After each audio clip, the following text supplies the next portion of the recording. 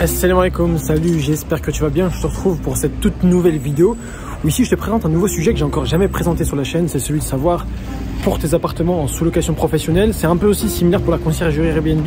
C'est celui de savoir finalement comment tu vas faire pour entamer une visite d'appartement. Quels sont les critères à prendre en compte en tout cas dans ton démarchage pour pouvoir aborder un appartement. Quels sont les éléments à prendre en compte, comment faire tout simplement une visite. Donc je te prends tout de suite avec moi. Allez, je te dis à tout de suite pour la suite de la vidéo. Assalamu alaikum, salut, bienvenue sur la chaîne YouTube Rentimo Academy. Je suis Marwan Afassi, entrepreneur, formateur. Je te propose de nous rejoindre pour découvrir comment je suis passé d'ingénieur à sous-loueur professionnel en gérant plus d'une vingtaine de biens. Je te fais découvrir la sous-location professionnelle et la conciergerie Airbnb, deux solutions qui vont te permettre de générer des revenus immobiliers sans être propriétaire, ce de manière 100% légale, 100% éthique. À tout de suite.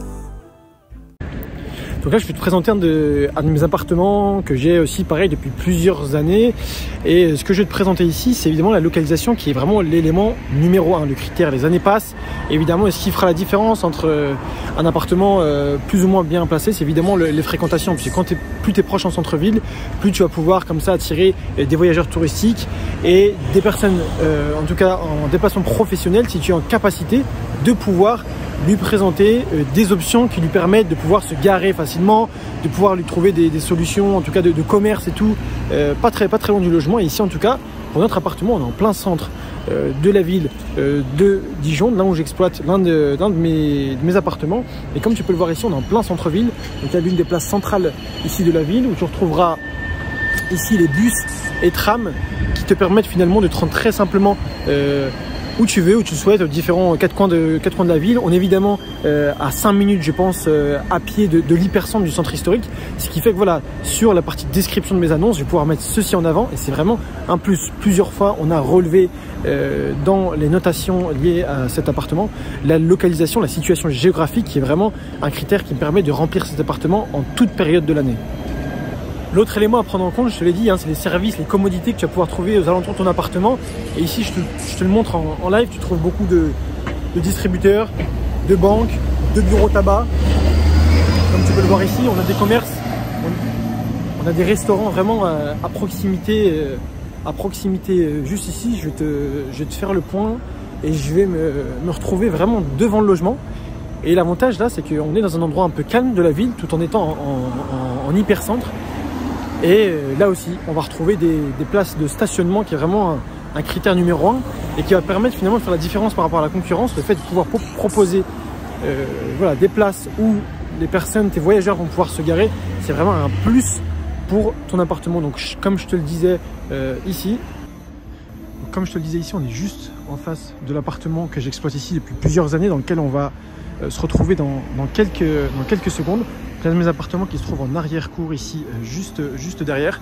Et là, ce que je vais te montrer, c'est qu'on a vraiment des places de stationnement ici, tout à disposition en face du logement. On retrouve évidemment pas mal de chaînes de restauration rapide aussi, quelques restaurants évidemment. On retrouve un restaurant chinois, on retrouve des commerces plus loin, il y a un intermarché un peu plus haut, on retrouve des lignes de tram qui traversent ici juste en face. On est vraiment dans une position géographique ici qui est vraiment idéale. Et comme tu peux l'entendre ici, on peut être sur des périodes en pleine journée à un endroit aussi un peu calme. Donc pour une personne qui rechercherait du calme tout en étant en hypercentre, on est vraiment dans une situation idéale. Donc sans plus tarder, ce qu'on va faire ici, c'est qu'on va aller directement vers le logement et je vais te montrer ce que tu peux regarder déjà depuis l'extérieur, qui est hyper important lorsque tu vas faire des visites, quelle que soit la localisation, quelle que soit la typologie de logement que tu vas rechercher. Il y a des éléments évidemment à en prendre en compte qui sont essentiels. Je te retrouve ici avec la caméra retournée. Ce que tu peux vérifier, ce qui est hyper important, c'est de regarder toujours évidemment dans la rue face à ton logement ici. On est juste là. Regardez s'il y a bien des places de parking comme tu peux le voir ici. Et il faut s'interroger dès l'extérieur comment tu vas pouvoir automatiser la remise des clés. Alors moi c'est assez simple, ça fait depuis des années que je suis là. J'étais l'un des premiers à avoir installé une boîte à clés ici que je vais te montrer juste après. On a même accordé à d'autres propriétaires de le faire pour d'autres logements ici. Mais si c'était pas le cas, si on n'avait pas l'autorisation, en tout cas si la copropriété te le permettait pas ici, il aurait fallu que tu fasses que tu puisses vérifier s'il y a des boîtes aux lettres à l'extérieur, comme là-bas par exemple. Si tu le vois dans le logement qui est là-bas, c'est compliqué, tu vois, parce que tu vois les boîtes à clés, enfin les boîtes aux lettres qui sont à l'intérieur, et tu vas pouvoir mettre une boîte à clés à l'intérieur, mais tu vas devoir pour cela permettre en premier temps l'accès depuis l'extérieur. Donc il faut dès arriver ici te poser la question de savoir comment tu vas pouvoir automatiser la remise des clés. Typiquement, moi, si je m'étais retrouvé dans un appartement comme ça où j'avais des boîtes aux lettres à l'intérieur, j'aurais pu, par exemple, depuis l'extérieur ici, réfléchir à un système du type Nuki, par exemple, qui te permet de sonner, évidemment, depuis l'interphone. Tu installes un système et ce qui permet, comme chez le médecin, chez le dentiste, par exemple, tu sonnes, ça t'ouvre en automatique. À partir de là, tu laisses la boîte aux lettres ouverte et tu mets ta boîte à clé au fond. Comme ça, tu n'as pas besoin de demander à la copropriété de changer le règlement ou leur accord pour pouvoir mettre une boîte à clé. Tu restes discret. Et automatiquement, ils ont accès comme ça au logement. Et lors du check-out, lorsqu'ils doivent remettre les clés à leur place, ils redescendent, ils remettent les clés dans la boîte à clés et ils s'en vont comme si, en tout cas, de rien n'était. Et ça te permet comme ça d'éviter de déranger la copropriété et d'attendre aussi un certain temps. Donc ça, c'est hyper important de vérifier depuis l'extérieur si tu as des boîtes aux lettres accessibles depuis l'extérieur. Est-ce que tu peux automatiser, en tout cas, l'arrivée via un système d'ouverture de porte à distance comme celui-ci, ou comme dans mon cas, quand tu n'as pas de problème de règlement de copropriété, de pouvoir installer une boîte à clés depuis l'extérieur sans aucun souci. En tout cas, voilà, ici, sans attendre, je vais te montrer comment j'accède à mon logement. Donc le cadre, évidemment, va être changé. Donc on récupère la clé comme ceci. Hop. Et on va accéder directement au logement.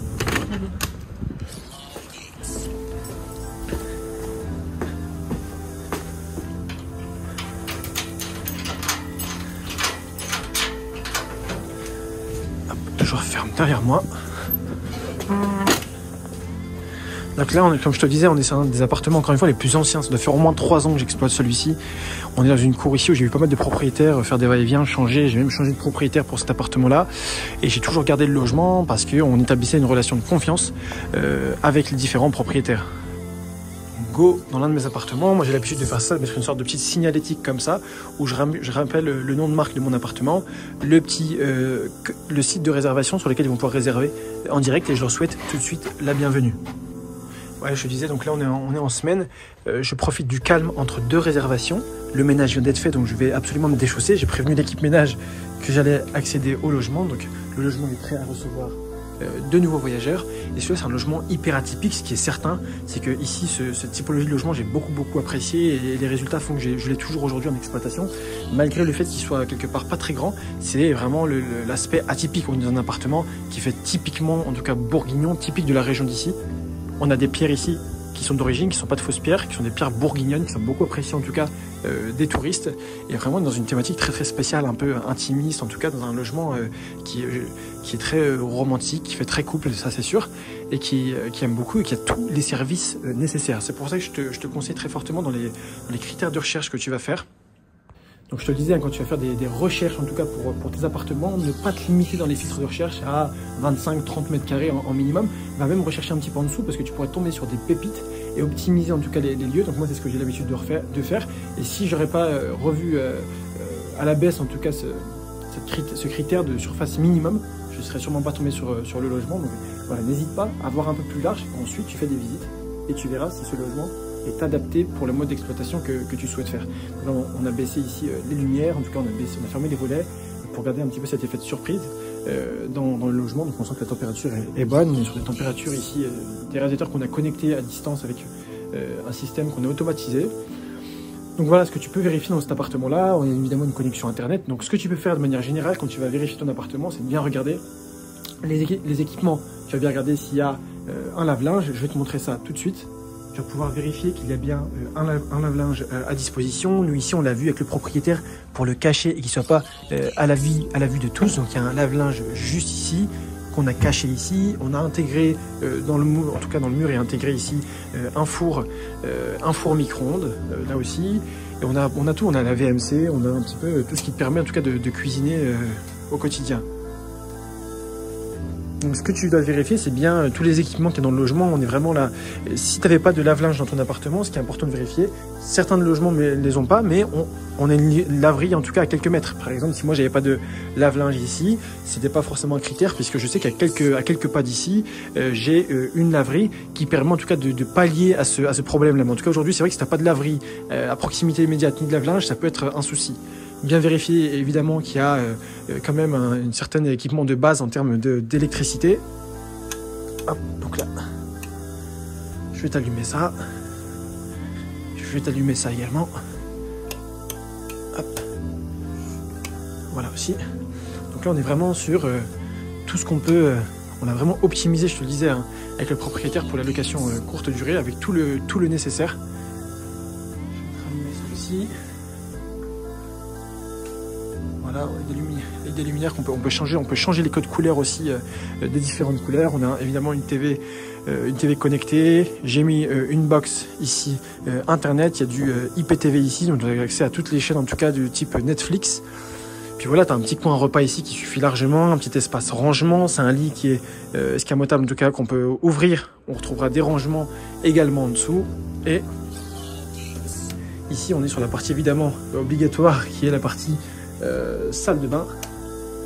Voilà, on retrouve tout le nécessaire avec le linge, le nécessaire pour permettre de faire un minimum de ménage, et puis des kits savons qui sont à l'intérieur en tout cas de la salle d'eau. Voilà pour le nécessaire à vérifier.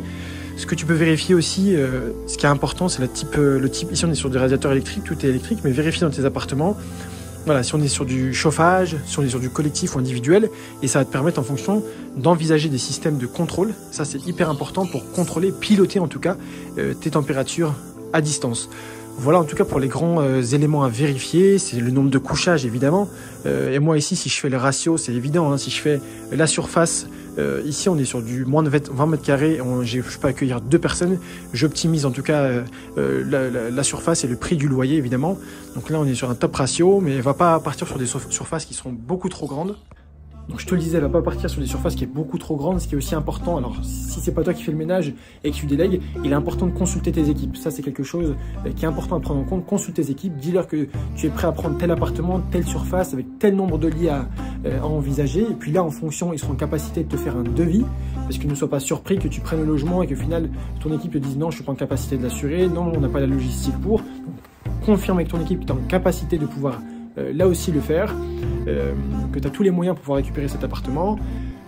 Vois avec le propriétaire comment tu peux négocier au mieux la caution et les loyers d'avance. Alors moi j'ai l'habitude de négocier et de faire en sorte que la caution ne soit pas intégrée, puisqu'on a un bail qui permet au propriétaire de pouvoir se rétracter à tout moment, et en plus de ça qui inclut le fait que tout élément sera remplacé à neuf s'il était endommagé, abîmé. Donc ça rassure beaucoup le propriétaire, et j'explique que pour des raisons de trésorerie ça m'arrange absolument pas dans ma dynamique en tout cas entrepreneuriale. Et ça en général c'est un élément qui est favorable, en tout cas qui va dans mon sens, en ma faveur. Donc ça c'est un élément que tu devrais prendre en compte là aussi. Et pareil sur les loyers en avance, je m'arrange toujours pour pouvoir avoir en tout cas un certain délai entre le moment où je récupère l'appartement et le moment où je vais le mettre en exploitation. Je laisse un laps de temps en tout cas de 1 à 2 semaines. Et c'est 1 à 2 semaines en général je ne paye pas le loyer, je m'arrange avec le propriétaire. Pour ne pas le payer, on trouve une entente où je suis prêt à le récupérer en tout cas très rapidement, mais qui me laisse un laps de temps pour pouvoir exploiter au mieux, d'équiper le logement si c'est nécessaire, de pouvoir mettre les annonces en ligne et de pouvoir débuter. Là aussi, lui aussi, ça sécurise sa rentabilité parce que je vais lui permettre d'avoir un loyer mensuel et ce sur plusieurs années. Donc en général, voilà, quand on part sur une entente qui est gagnant-gagnant, il est prêt à faire des concessions, je suis prêt également à faire des concessions de mon côté. Et le but, c'est que tous les deux, on puisse comme ça collaborer sur le long terme. Donc voilà un élément, et vérifie évidemment que dans ton appartement, l'accès, en tout cas l'internet, évidemment, c'est là où il y a évidemment de la fibre dans ton appartement, c'est hyper important. Aujourd'hui, je ne peux pas avoir un appartement où il y a de la DSL, vérifie qu'il y a bien la fibre, que la connexion est bonne, que voilà, de manière à pouvoir l'optimiser et ensuite permettre d'avoir une typologie de voyageurs professionnels, surtout en basse saison de ton appartement, ça c'est hyper important. Et également, je te le disais, ton appartement, il va là aussi, en fonction de la thématique, ici dans une thématique très très forte, j'ai très peu de professionnels ici, c'est plus pour des personnes qui viennent en couple, qui viennent pour découvrir la ville, des voyageurs touristiques, parce que en tout cas le charme, l'atypisme du logement fait que on est beaucoup moins sur un logement, on va dire, où j'accueille des pros ou des équipes, parce que c'est pas adapté, et surtout, même si avec tous les équipements, toute la connectique, toute la technologie il donne pas vraiment pour ça, et j'ai fait en sorte que toute la description associée, le message, la communication de cet appartement aille dans ce sens-là, qu'elle permette en tout cas aux voyageurs étrangers de se projeter dans cet appartement, et c'est quelque chose qui fonctionne. Alors moi cet appartement je le connais bien, donc ici je vais pas non plus tout enlever pour te montrer la luminosité, mais c'est aussi important dans ton appartement de te projeter de te projeter au même titre que le futur, en tout cas tes voyageurs, tes futurs clients. La première chose qui vont venir, c'est ce qu'il y a un effet waouh qui est créé. Comment tu vas pouvoir le créer? Est-ce qu'il y a moyen de réagencer l'appartement, en tout cas dans les meubles que tu vas pouvoir compléter? Est-ce que la luminosité est suffisante? C'est important de ne pas partir sur une cave avec un logement qui est assez lumineux. de partir voilà, tu vas regarder sur la fenêtre, l'isolation, est-ce que tu es bien sur des fenêtres avec voilà, double vitrage un minimum qui permettent d'isoler d'un point de vue thermique pour éviter d'avoir des consommations d'électricité, en tout cas des consommations liées au chauffage beaucoup trop importantes, et aussi d'avoir des nuisances sonores, surtout si c'est en centre-ville et comme moi ici en rez-de-chaussée, et limiter les nuisances sonores. Donc là ici c'est le cas, avoir une luminosité, je te dis, la plus optimale possible.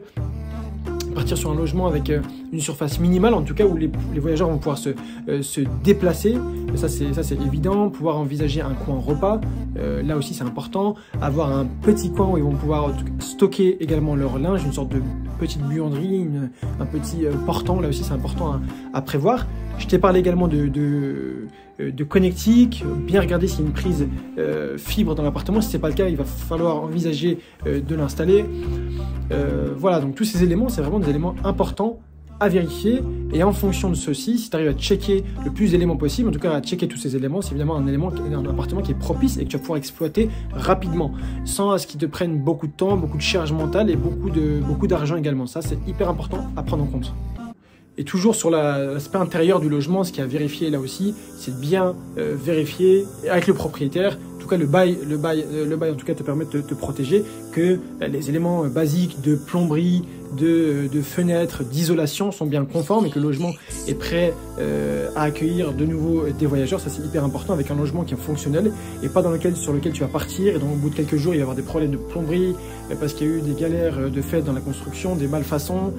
Voilà, partir sur un appartement qui est sain, qui va te permettre toi d'optimiser, d'avoir beaucoup de va-et-vient de voyageurs sans forcément te tracasser avec beaucoup de travaux, de la logistique, de suspendre les annonces, des mauvais commentaires. Voilà, tous ces éléments, c'est des éléments qui sont importants à prendre sur le court et le long terme. Donc je pense que là on a fait le point sur tous les éléments en interne à prendre en compte dans le logement. Je t'ai parlé de la caution et de loyer d'avance que tu vas pouvoir là aussi négocier avec le propriétaire. Sur l'environnement extérieur, évidemment, bien envisager comment l'entrée du voyageur va se faire depuis l'extérieur. On a parlé de système d'ouverture à distance, système de boîte à clés. Regardez s'il y a une copropriété, si la copropriété, le règlement de copro permet une exploitation en location courte durée du logement, ça aussi c'est hyper important. Regardez dans l'environnement si il y a des commodités à disposition, en tout cas à proximité immédiate. Je parle évidemment de places de stationnement, est-ce qu'elles sont payantes ou non. Je parle de monuments historiques à visiter, est-ce qu'il y a des centres économiques, financiers, des bureaux pas très loin, est-ce qu'il y a des moyens de transport là aussi. Tous ces éléments, ce sont des éléments sur lesquels tu vas pouvoir te focus, te concentrer parce qu'ils vont faire partie de ton guide d'accueil, de la description que tu vas mettre sur les annonces. Et en fonction, ça va te permettre de te positionner sur un prix en fonction de ce qui se passe sur le marché, sur ta ville.